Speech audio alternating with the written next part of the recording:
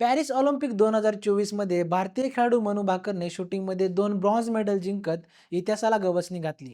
तिच्या या कामगिरीनंतर मनू भाकरवर देशभरातून कौतुकाचा जोरदार वर्षाव करण्यात आला. आता मात्र देशाचं नाव उंचवणारी मनू पुन्हा एकदा चर्चेत आली.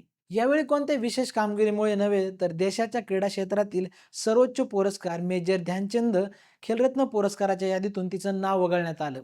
हा विशेष पुरस्कार काय आहे आणि त्याचा इतिहास काय आहे? खेळाडूंची निवड कशी केली जाते यावर एक नजर टाकूया. नमस्कार, मी अक्षय. लेट्सअपमध्ये तुमचं स्वागत. पॅरिस ऑलिम्पिकमध्ये 2 पदकांना गवसणी घालणाऱ्या मनूला खेलरत्न पुरस्कारासाठी दुर्लक्षित करण्यात आल्याच्या चर्चेमुळे मनू भाकरच्या वडिलांनी नाराजी व्यक्त केली. 2 पदकं मिळूनही खेलरत्नसाठी हात पसरावे लागत असतील तर भारतात ऑलिम्पिक खेळांचे महत्त्व नाही हे अधोरेखित होते. देशासाठी खेळून पदके जिंकून काय उपयोग असा नाराजीचा सूरही मनूच्या वडिलांनी आळवला आहे. एकीकडे मनूच्या नावावरून सुरू झालेल्या नाराजी नाट्यात क्रीडा मंत्रालयाकडून महत्त्वाची माहिती समोर आली आहे.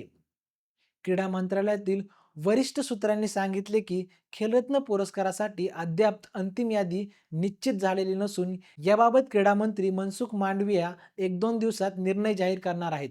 तसेच अंतिम यादीत मनू भाकरच्या नावाचाही समावेश असण्याची शक्यता आहे. खेलरत्न पुरस्कार नेमका काय आणि त्याची निवड कशी होती? भारतातील सर्वोच्च क्रीडा सन्मान खेलरत्न पुरस्कार पहिले राजीव गांधी खेलरत्न या नावाने ओळखला जात होता. मात्र टोकियो ऑलिम्पिकमध्ये भारतीय हॉकी संघाच्या चमकदार कामगिरीनंतर हा सन्मान महान हॉकीपटू मेजर ध्यानचंद खेलरत्न पुरस्कार म्हणून दिला जाईल अशी घोषणा देशाचे पंतप्रधान नरेंद्र मोदी यांनी केली होती.